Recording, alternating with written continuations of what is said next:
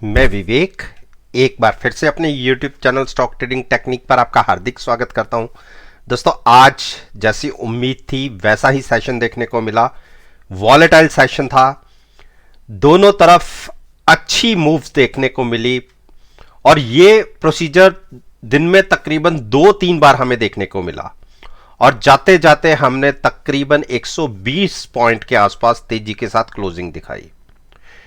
Nifty और bank Nifty से related बातें तो मैं अपनी उसी वीडियो के अंदर करूंगा, लेकिन इस वीडियो के अंदर मैं निफ्टी के 10 स्टॉक्स को कवर करूंगा। जैसा इनसे रिलेटेड एक वीडियो रोज पोस्ट करता हूं, और अगर किसी ने पिछली वीडियो नहीं देखी तो नीचे डिस्क्रिप्शन बॉक्स के अंदर लिंक है, आप उस वीडियो को देखकर आज के सेशन को कंपेयर कर सकते हैं। बाकी साथ साथ में मैं बताऊंगा कि मैंने कहा क्या था और कैसे रिजल्ट्स हमें देखने को मिले हैं। अब सबसे पहले आते हैं हम HUL पर। अगर हम HUL की बातें करें तो देखिए, नीचे से एक अच्छी रिकवरी भी दिखी है और मुझे अपनी पोजीशन को रोल ओवर करना पड़ा था, जो मैंने 2430 के आसपास बना रखी थी पिछले एक्सपायरी में, और उसके अंदर पुट भी थी मेरे पास, और पुट के अंदर तो प्रॉफिट आ गया था। जब ये कैंडल बनी थी तो हमने यहां पर इसको रोल ओवर किया था। उसके बाद सेम डे अच्छी मूव ऊपर की तरफ दिखी, उसके बाद 2 दिन लगातार गिरावट और आज का लो तकरीबन वही 2350 के नीचे लगा। हाँ, जाते जाते एक रिकवरी भी दिखी, इसको भी हम भूल नहीं सकते, लेकिन क्लोजिंग अभी भी वीक है।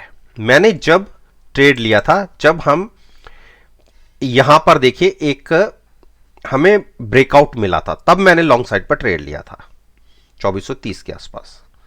तो स्टॉक अब भी बेरिश है। अब अगर किसी को लॉन्ग जाना है इसके अंदर तो थोड़ा सा वेट करिए। अगर क्लोजिंग 2400 या मेरे हिसाब से मान के चलिए आज के हिसाब से जो प्राइस बनता है 2425, उसके ऊपर क्लोजिंग मिले तो आप लॉन्ग साइड पर नया ट्रेड लीजिएगा। बाकी जिसने हैजिंग के साथ शिफ्ट किया हुआ है, जैसे मेरे पास है, तो मैं तो कंटिन्यू रखूंगा। अब नया ट्रेड के लिए 2425 के ऊपर। अब बात करते हैं HPCL। देखिए, HPCL ने आज फिर से वहीं पर सपोर्ट लिया 315 के आसपास, और जैसे मैंने कल वाली वीडियो में कहा था, जो उससे पहले वाली वीडियो में कहा था कि हम 330 तक जा सकते हैं। देखिए, यहां से हमने बाउंस मिला, 330 दिखे। आज भी हम उसी रेजिस्टेंस को फेस किया 325-26 को। ये दो देखिए मूविंग एवरेज कितनी नजदीक नजदीक ट्रेड कर रही हैं। तो 315 के नीचे स्टॉक वीक हो सकता है। तो किसी ने अगर शॉर्ट पोजीशन 314 के नीचे ट्रेडिंग मिलने पर लेनी हो तो वो 303 304 के टारगेट के लिए नीचे की तरफ ले सकते हैं। लेकिन मेरी अगर अपना ओपिनियन मानेंगे तो मुझे क्या करना है, मैं 314 के आसपास लॉन्ग पोजीशन लेना पसंद करूंगा हैजिंग के साथ। तो टारगेट पहला 330 का होगा, 330 के ऊपर 345 तक के टारगेट के लिए मैं अपना ट्रेड बनाऊंगा। अब बात करते हैं कि जिसने ज्यादा श्योर होकर लॉन्ग साइड पर जाना है, रिस्क रिवॉर्ड रेशियो को मिनिमाइज करना है, यानी रिस्क को मिनिमाइज करके मैक्सिमम रिवॉर्ड की स्ट्रेटेजी के साथ अगर ट्रेड करना चाहते हैं तो वो पोजीशन लॉन्ग साइड पर 330 के ऊपर लें। और दोस्तों, इसके साथ साथ आप सभी जानते हैं कि मेरा एक व्हाट्सएप ग्रुप है, और उसके अंदर आज मैंने क्या ट्रेड लिए, ट्रेड ज़्यादा तो नहीं लिए और ना ही कोई ट्रेड को क्लोज किया है, रोल ओवर हम कर ही चुके हैं। तो उसमें मैंने एक पिरामल एंटरप्राइज को लॉन्ग करके ट्रेड लिया है। देखिए, मैंने 2625 पर बाय किया है और जाते जाते ये स्टॉक भी तेजी के साथ ही क्लोज हुआ। मुझे क्लोजिंग प्राइसेस नहीं पता कि क्या है क्या नहीं, वो आप खुद चेक कर सकते हैं। एक मैंने सिप्ला को बाय किया है। हाँ, सिप्ला को मैंने एक बार देखा था 904 के आसपास ट्रेड कर रहा था, जबकि मैंने 894 पर बाय किया है। और यूबीएल को मैंने 1566 पर बाय किया है और यह भी तेजी के साथ ही ट्रेड कर रहा था। तो ये मैंने लॉन्ग पोजीशंस ली हैं अपने ग्रुप के अंदर, और सारी पोजीशंस मेरी हैज है। मैं देखिए अपनी कैपिटल को केवल 3 से 4% रिस्क पर ही डालता हूं, इससे ज्यादा मैं अपनी कैपिटल का रिस्क नहीं लेता, इसलिए अपनी पोजीशन को हैज रखता हूं। और मैक्सिमम रिवॉर्ड यानी अनलिमिटेड प्रॉफिट के मेरे ये ट्रेड्स होते हैं हैजिंग के साथ। कोई स्टॉप लॉस के साथ ट्रेड नहीं करता और ना ही ऑप्शंस को बाय करके ट्रेड करता हूं। मैं ऑप्शंस को केवल हैजिंग के लिए यूज करता हूं। अगर आप में से कोई जो मेरी वीडियो को देख रहा है मेरे साथ जुड़ना चाहता है, एक हफ्ते के लिए मैं आपको फ्री ऑफ कॉस्ट अपनी विंडो प्रोवाइड करा सकता हूं। इसमें आप मुझसे कोई कुछ पूछेंगे नहीं, केवल आप मेरे को एनालाइज करेंगे।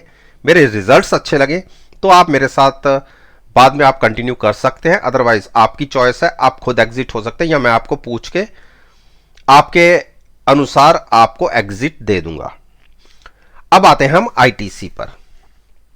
देखिए, आईटीसी ने गिरावट दिखाई और मैंने आपसे पहले भी कहा था कि अगर 232-33 के ऊपर स्टॉक जाएगा तो आप नया ट्रेड लीजिएगा। देखिए, फिर से इसने क्रॉस नहीं किया, 235 को क्रॉस और 33-34 के ऊपर क्लोजिंग नहीं मिली।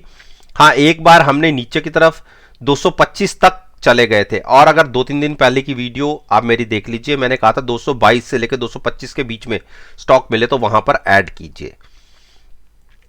नीचे का प्राइस हमने 220-222 रखा हुआ है, फिर गिरावट में अगर नीचे आए तो आप ले सकते हैं, या 235 के ऊपर या 34 के ऊपर क्लोजिंग मिले तो आप लॉन्ग करिए। उस केस में आपको जो 240-42 का जो रिसेंटली हाई लगे थे वो आपको आते दिखेंगे। अभी स्टॉक एक बेरिश टेरिटरी में ही ट्रेड कर रहा है, लेकिन 234-35 के ऊपर क्लोजिंग आने पर एक ट्रेंड रिवर्सल आपको देखने को मिलेगा। हिंडाल्को, देखिए हिंडाल्को ने आज 458-60 के आसपास के टारगेट दिखा दिए। आज हम ये तो कह सकते हैं कि एक शानदार रिकवरी नीचे के लेवल से आई, लेकिन क्लोजिंग अभी शानदार नहीं मिली है। लेकिन जैसा एक ट्रेंड दिख रहा है, आप यहां से देखिए एक बुलिश क्रॉसओवर की पॉसिबिलिटी, तो आप गलती मत करिएगा शॉर्ट करने की। लेकिन मेरे हिसाब से नया ट्रेड लॉन्ग साइड पर लेना हो तो एक क्लोजिंग 452-53 के ऊपर आने दीजिए। उस केस में 460-465 एक हर्डल है, लेकिन ये क्रॉस होगी तो आप देखेंगे 480, 490, 500 तक के टारगेट के लिए भी स्टॉक जा सकता है। तो अच्छी अपॉर्चुनिटी है इन लेवल्स पे बाय करने की। डॉक्टर रेड्डी ने देखिए इंट्राडे के अंदर एक जबरदस्त मूव दिखाई, और आप सभी को पता है कि मैंने एक बार यहां से जो मूव बनाई थी इसमें अच्छे पैसे बनाए थे, उसके बाद मैंने गिरावट का वेट किया और 4550 पर मैंने अपनी पोजीशन को बनाया था। 4550 नहीं, सॉरी 4600 पर बनाया था, और उसके बाद स्टॉक ने 4550 तक के भी लो लगा दिए थे। उसके बाद अगले दिन फिर ऊपर खुले, फिर फ्लैट खुले, इंट्राडे में अच्छी बड़ी मूव, और आज तो हमने तकरीबन 4700 तक चले गए थे। लेकिन अगर ये 4700 के ऊपर क्लोजिंग मिल जाती और 4725 कहीं क्रॉस होता तो आप शॉर्ट कवरिंग रैली देखते, क्या जबरदस्त देखने को मिलती।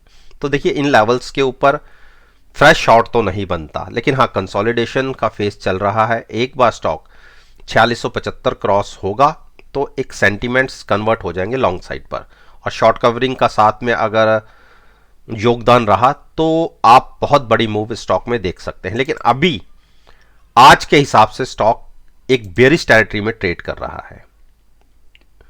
सिप्ला, देखिए सिप्ला में आज मैंने जैसे मैंने कहा था कि अपने ग्रुप के अंदर मैंने 885 के आसपास मैंने कहा था कि ये एक बड़ी स्पोर्ट है, और मैंने उसके अंदर बाय किया दिसंबर एक्सपायरी का 94 में।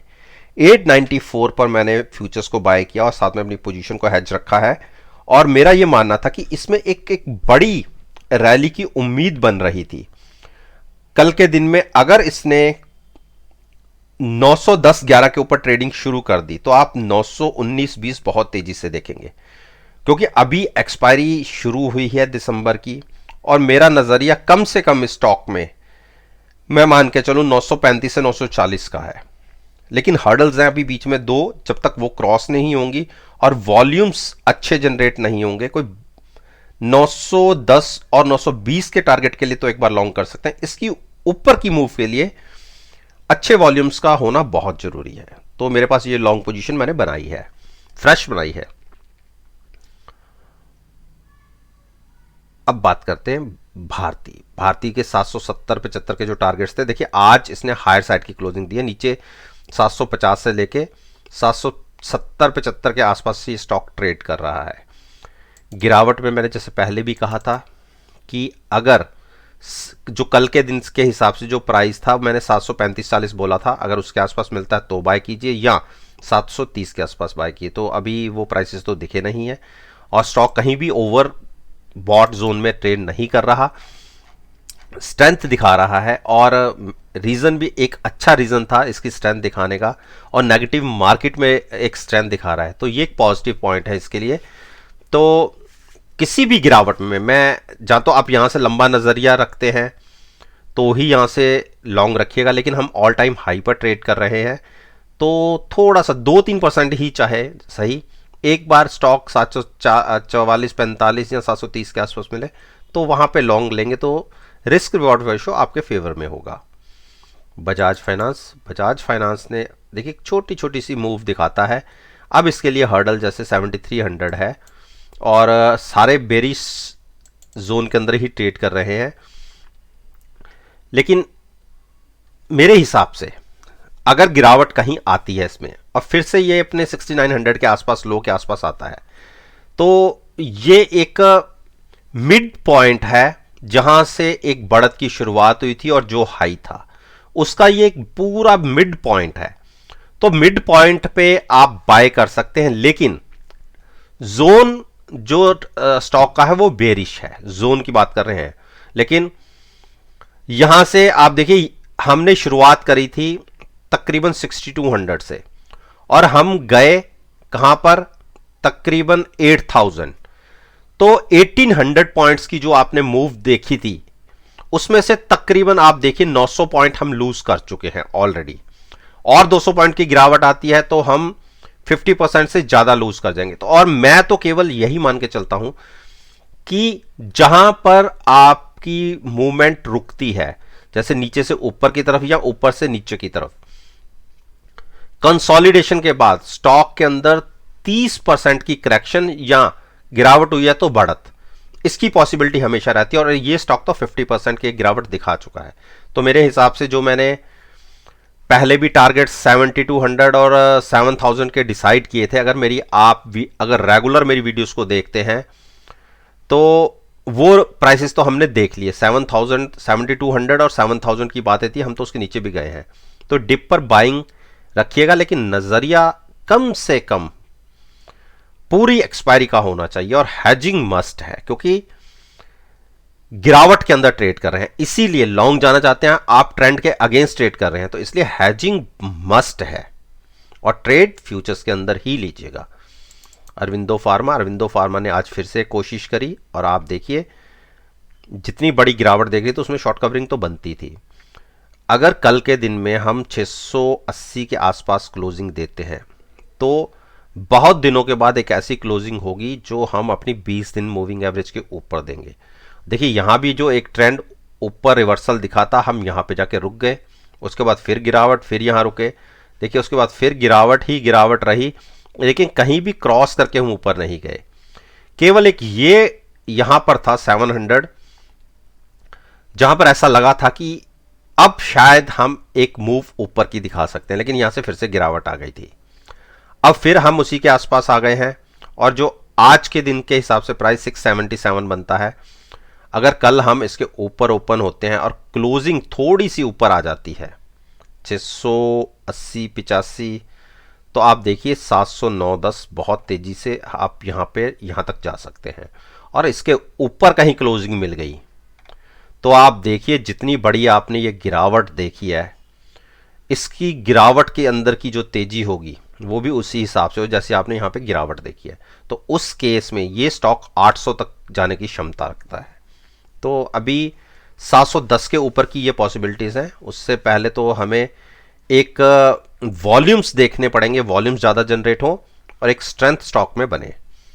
अंबुजा लौट के फिर से उसी प्राइसेस के आसपास आ गया है, और अगर फिर गिरावट किसी वजह से आती भी है, देखिए स्टॉक तो अभी बेरिश है, लेकिन अब सेलर्स की स्ट्रेंथ थोड़ी कम हो रही है। अभी भी स्टॉक बेरिश है, लेकिन जो सेलिंग का प्रेशर था वो थोड़ा कम हुआ है, ट्रेंड रिवर्सल नहीं हुआ। डिप पर बाइंग की ही स्ट्रेटजी रहेगी अगर कोई गिरावट आती भी है, लेकिन अब चांसेस 380 को ब्रेक करने के कम है। तो चॉइस आपकी है, आप यहां पर बाय करना चाहते हैं या 405-6 के ऊपर जाके। 406-7 के ऊपर जाके बाय करेंगे तो रिस्क और रिवॉर्ड दोनों आपके फेवरेबल होंगे। यानी 406-7 के ऊपर रिस्क बहुत कम होता है और एक ट्रेंड रिवर्सल की पॉसिबिलिटी ज़्यादा रहेगी और वहां पर प्रॉफिट की पॉसिबिलिटी ज़्यादा रहेगी। तो 406-7 के ऊपर अगर आप क्लोजिंग बेसिस पर बाय करेंगे तो आप ये मान के चलिए उस केस में 420-425 तक के टारगेट देखने को मिल सकते हैं। तो दोस्तों, ये मैंने निफ्टी इंडेक्स के 10 स्टॉक्स के ऊपर अपना ओपिनियन आपके साथ शेयर किया है और मेरा ये मानना है कि अगर आप मेरी इस वीडियो को 26 नवंबर के सेशन के साथ एनालाइज करेंगे, यकीन मानिए आपको अच्छे रिजल्ट्स देखने को मिलेंगे। वीडियो अच्छी लगे तो मेरे साथ मेरे चैनल पर जुड़िए, चैनल को सब्सक्राइब कीजिए और साथ में बेल आइकन का बटन प्रेस करना मत भूलिएगा ताकि नोटिफिकेशन टाइम से आप तक डिलीवर हो सके। इस बात के साथ मैं आपसे विदा लेता हूं और एक नई वीडियो के साथ फिर से आपके सामने आऊंगा। तब तक के लिए धन्यवाद।